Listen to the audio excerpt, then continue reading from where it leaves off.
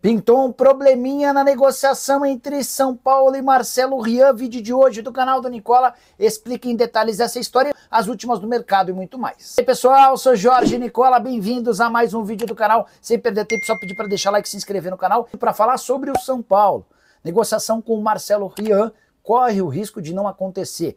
O centroavante de 23 anos de idade já aceitou a proposta tricolor, mas o FC Tóquio, time para onde ele está emprestado até dezembro, reluta com a ideia de liberá-lo, sob a alegação de que o Marcelo Rian exerce um papel importante. Falta só essa questão com o FC Tóquio para que o negócio seja fechado. O Sagan Tosu, que é dono dos direitos econômicos, também time japonês, concordou com o empréstimo com o São Paulo. A avaliação é que o tricolor pode dar mais visibilidade ao atleta, assegurando uma venda num futuro não tão distante. Mas, se não houver acordo com o FC Tóquio, a negociação deve cair. O Marcelo Rian entrou em contato com dirigentes do clube para onde ele está emprestado na tentativa de convencer esse clube a liberá-lo. A negociação, repito, não está fechada, não está encerrada. Ainda existe a expectativa, mas surgiu esse imprevisto.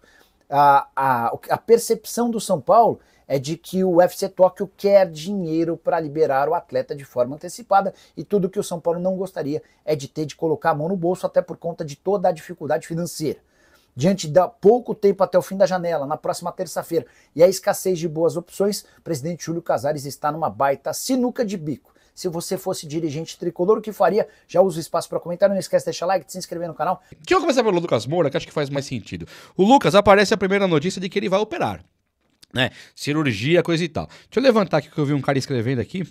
Ele fala assim, ó, conversei com o médico, né, falei com o Dr. Moisés, é um tal de Kaique Silva. O Lucas tem uma lesão de ligamento, no ligamento cruzado posterior, tratamento que não precisa de cirurgia. Mas, como há um incômodo, o médico decidiu fazer um procedimento e conferir se tem alguma fibrose no local ou problema de cicatrização. Por ser um procedimento simples, há chance de não aumentar o prazo de retorno aos gramados. Isso aqui é bastante contraditório, porque é o seguinte, fala que aqui talvez seja uma coisa muito simples. Ele tem dor, vamos fazer esse trampinho aqui então. Só que, como assim não vai aumentar o prazo dele entrar no gramado, voltar ao gramado? O Lucas, ele já voltou pro gramado. Eu acho que o cara que falou aqui, ele não sabe, o Lucas já jogou 3 jogos. Jogou contra o Atlético Nacional, que ele entra, né? Depois, se eu não me engano, teve o Sport, eu não lembro agora se foi o Sport, e teve o último jogo, que o São Paulo jogou agora aí. Então, o São Paulo, o Lucas já voltou pra jogar, que foi o último, foi contra o Atlético Mineiro. O Lucas já está, o Atlético Mineiro, ele saiu, ele nem jogou, mas teve acho que um antes, né? E o Lucas já voltou pro campo. Então, pensar assim, quando que o Lucas volta, ele já voltou. Agora, quanto tempo falta? É pra jogar contra a LDU na Libertadores? Isso aqui é importante falar. Ele vai passar por uma coisa que volta só no que vem, ou ele volta agora? Então, ninguém tem essa informação por enquanto, tá? O São Paulo não divulgou ainda, falando que o Lucas só ano que vem e tal, não tem isso divulgado. Então, pra você que pensa, Oscar, Lucas, Caleri não voltam mais esse ano, São Paulo gasta 6 milhões com 3 jogadores e ficam no estaleiro lá no departamento médico e tal.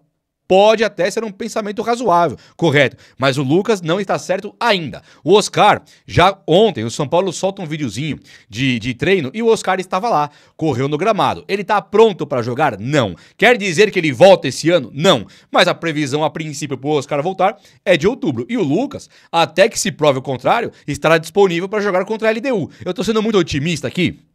Com certeza.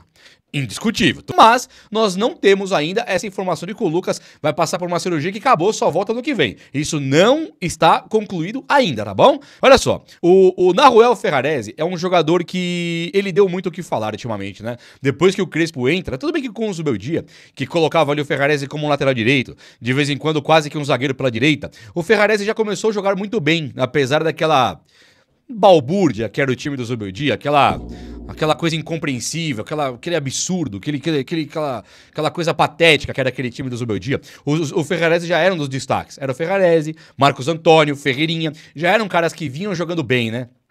Quando o Zubeldia sai entre o Crespo, o Ferrarese não joga bem. Quem joga bem sou eu, é você, é o cachorro, é o urso ali atrás. O Ferrarese, ele está voando. O Ferrarese joga uma bola hoje de futebol europeu. Tudo bem que o Arboleda, o Alan Franco também jogam, né? Mas o Ferrarese hoje ele joga uma bola de ir pra Europa. Ele é novo, muito mais que o Arboleda e que o Alan Franco. Ele é um jogador que foi do Grupo City, ele é um cara maravilhoso de ter no elenco. São Paulo pagou caro a princípio porque não era utilizado. Jogando agora, esse caro para de ser caro, né? É igual o Marcos Antônio, a princípio muito caro. Banco do Alisson, você vai pagar 20 e poucos milhões no banco do Alisson. Agora Agora, o cara jogando, ele não é caro mais. O Marcos Antônio e o Ferrarese passaram a ser preços normais de jogadores de muita qualidade, que inclusive o São Paulo tem um poder de vender de novo e até ganhar, valorizar os jogadores ainda na venda. E o Ferrarese é isso, né? Ele começou agora a pingar sondagens e notícias de que o São Paulo vai receber muitas propostas pelo Ferrarese. Tem times aí dos Estados Unidos, México e também do Estados Unidos, México, do Oriente Médio, todos olhando já pro futebol do Ferrarese. Então pode ser, da Argentina também, mas a Argentina, assim, é um time que vem, são times que vêm com valores mais modestos, né? Se chega a valores assim dos Estados Unidos, é valor alto. Chega do Oriente Médio, então nem se fala. Aí os caras pagam o que tiverem que pagar, aí pronto, da Europa também. O São Paulo, então, puxa o freio e fala, não quero vender. É claro que se chegar na proposta bacana, o São Paulo vende. Por que não vai vender o Ferrarese? Vender o William Gomes, Matheus Alves, o Lucas Ferreira, por que não vender o Ferrarese? É o time que mais gosta de vender e barato, que é o São Paulo. O que tá pegando aqui é que a janela da transferência pra fora, ela fecha no dia 2 de setembro. Hoje é dia 29. Então, vai ter 30, 31, né? Então são 2 dias, e mais 2 são 4, daqui 4 dias acaba a janela. Não tem mais como vender ninguém e nem contratar também. Então, se o São Paulo corre contra o relógio para conseguir trazer um centroavante para jogar agora por conta da ausência, da contusão do André Silva, nós temos também aí times por aí que, se quiserem levar o Ferrarese, eles vão ter que correr demais agora. E pra correr, vir assim, no apagar das luzes, os caras têm que vir com o dinheiro alto, né? Pro São Paulo tirar o Ferrarese agora, numa quarta de final de Libertadores. Porque o brasileiro, beleza, o São Paulo tá boneco na fita. Na Copa do Brasil, o São Paulo já saiu de maneira ridícula. Agora, se pensar por essa Libertadores aí, o São Paulo não é que não pode vender o Ferrarese, ele teria que talvez contratar um outro zagueiro até. O Crespo, utilizando 3 zagueiros, ele conta com o Arboleda voltando. Beleza, já vou falar do Arboleda. Mas ele tem hoje Sabino, Alan Franco e Ferrarese. Enquanto o Arboleda e o Tolói não começam ainda na volta e tal, os caras são incógnitas. Os caras são dúvida por enquanto. Então é importantíssimo segurar o Ferrarese agora. E ontem, no vídeo de treino que o São Paulo soltou lá, os caras estão chutando e fazendo golaço. O Luciano faz golaço, o outro faz golaço.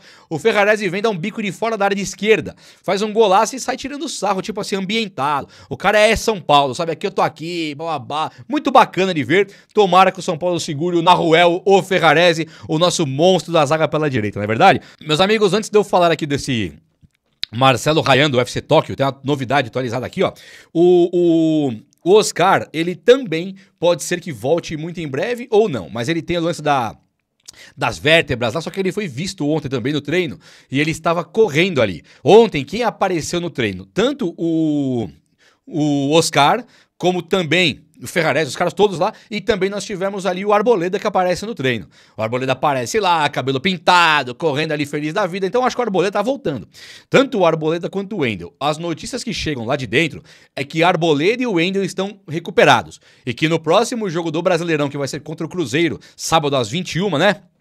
É na balada já. Chegou a balada, chegou o São Paulo também. Desse jogo balada, São Paulo e Cruzeiro, é onde vai ter aí a volta do Arboleda e também do Wendel. É claro que eles podem ainda ficar um pouco jogando um pouquinho tempo, podem não ser relacionados, tudo pode acontecer. Mas as notícias que vêm é que o São Paulo ganha agora, o Crespo ganha agora esses 2 reforços de Arboleda e Wendel. E são importantíssimos, hein? Porque o São Paulo, ele tem hoje o Tolói que chegou, beleza, mas Sabino, Alan Franco e Ferrarese estão jogando todos os jogos ininterruptamente. E o Arboleda é titular e melhor que todo mundo aí.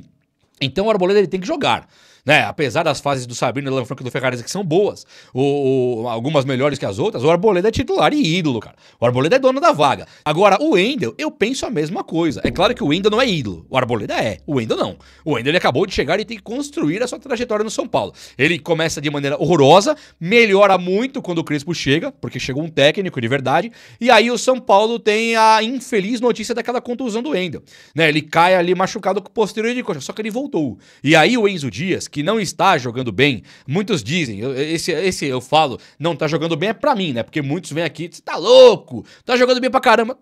Tá bom, é a sua opinião, a minha é que ele não tá jogando bem não. Pra mim o Enzo Dias, ele peca muito em alguns pênaltis bobos que ele faz, porque ele cansa. Tem hora que na marcação ele tá perdidinho, como na Copa do Brasil contra o Atlético Paranaense, e se contar com o Enzo Dias no ataque, cruzando bola ali, fazendo gol, esquece. Então é um jogador que eu tenho minhas ressalva sim. E voltar o Wendel junto com o Arboleda agora, o São Paulo ganha 2 contratações, cara.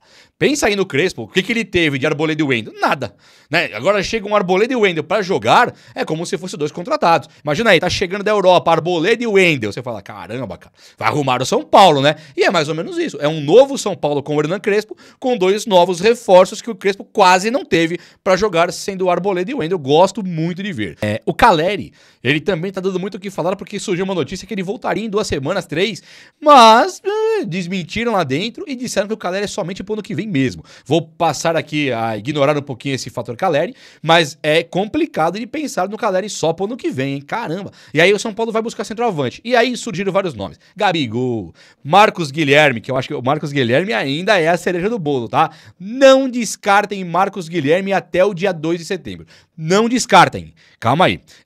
Mas depois disso, tem até um tal de Gonzalo Lencina, né, que também foi oferecido pro São Paulo, mas agora o que nós temos hoje de interesse do São Paulo, que teria sido visto pelo departamento de scout, que gostou do cara, é o jogador chamado Marcelo Ryan, de 23 anos, do FC Tóquio. FC Tóquio é lá obviamente, do Japão, né? Não tem Tóquio na Inglaterra, não tem Tóquio no Canadá, o Tóquio é do Japão. Então você tem um cara que joga no futebol japonês. O que isso quer dizer? Nada, né? Nada, mas pode ser também um cara que não esteja tão assim apto a jogar no futebol brasileiro sem um período de adaptação, né? Você pega assim o Marcos Guilherme, caramba, o Marcos Leonardo, chega pro São Paulo, põe a camisa e joga titular absoluto. Agora chega o cara chamado Marcelo Ryan, que vem do Japão. Aí você fala, beleza, né? Pode ser um excelente jogador, mas você vai pôr na Libertadores, percebe? O cara tá vindo do Japão, que é um polo muito menor de futebol, né? O Japão, ele tem futebol hoje porque o Zico foi lá e ensinou o Japão a jogar bola. O Japão, ele não é um país assim que de verdade gosta de futebol. Nem Japão, nem China. Tem muitos países por aí que eles têm um investimento alto em futebol. Catar, por exemplo. Os caras têm um investimento alto em futebol e montam times legais. Só que assim, o futebol deles lá não é Estados Unidos. Não é um país que aperta o jogador, traz o cara pro ritmo máximo. Então você pega um cara que vem do Japão, ele tem que vir aqui se adaptar no futebol brasileiro. E aí no São Paulo tá numa 1/4 de final de Libertadores. Eu gosto da ideia de ter um reforço de centroavante. Gosto. Agora, me incomoda, por que contrataram o Dineno se agora tá procurando aí o Marcelo Ryan, né? Vai trazer o Marcos Leonardo? Não tem discussão. Tem o Caleri, Rian Francisco, André Silva. Meu amigo, tá chegando o Marcos Leonardo. É diferente, percebe? Agora, você tem o Dineno, tem o Luciano, eu vou trazer o Marcelo Ryan. Vulgo quem? Jogou onde? Tá no Japão? Eu não me conformo, sinceramente. E se era pra trazer o Marcelo Ryan às pressas por causa da contusão do André Silva, que não trouxessem Juan Dineno, né? Acho que é esse o ponto. Quer trazer o Gabigol? Pô, põe a camisa e joga. Bota o pano e joga. Agora, Marcelo Ryan, você não sabe nem quem é. Pode chegar um craque? Pô, pode. Pode chegar um craque. Um dia eu vi um tal de Varley chegar no São Paulo e eu acabei adorando o futebol dele. Um dia eu vi um tal de Diego Tardelli chegar no São Paulo e acabei adorando. Mas assim, um tal de Luiz Fabiano e foi maravilhoso. Meu maior ídolo, um dos maiores. Agora, poxa, no meio da 1/4 de final de Libertadores, você trazer um cara que ninguém sabe quem é, vindo do Japão, e esse tipo de coisa, eu não sei não. E qual que é a notícia do Marcelo Ryan? É que o UFC Tóquio quer, olha no meu olho aqui, olha na minha mão. Ele quer bufunfa, quer dinheiro, quer a mussarela. E aí, pra isso, o São Paulo falou, então não, né? Eu quero o seu jogador, mas eu não quero te pagar. Calma aí, também você quer receber por um jogador? Eu não quero pagar. O São Paulo quer o cara, mas quer de graça, entendeu? O São Paulo não é bobo nem nada, tá querendo o cara de graça. E aí o time falou, como é que é? De graça, vou mandar meu jogador aqui também? Não, né? Então fica esse dilema e o São Paulo teria agora apelado pra um plano B, partido pra novos ares, porque teria que pagar uma compensação financeira pra ter o Marcelo Ryan. É isso aí, né, meu? Dizem que de manhã acorda todo dia um esperto e um bobinho, né? E se os dois se encontrarem dá negócio, o Porto vem aqui e o bobinho somos nós, né? Quando a gente chega lá no dos times aí pra tentar trazer o Marcelo Ryan, tentar fazer os caras de bobo. É o mundo do futebol e nada melhor do que isso aí.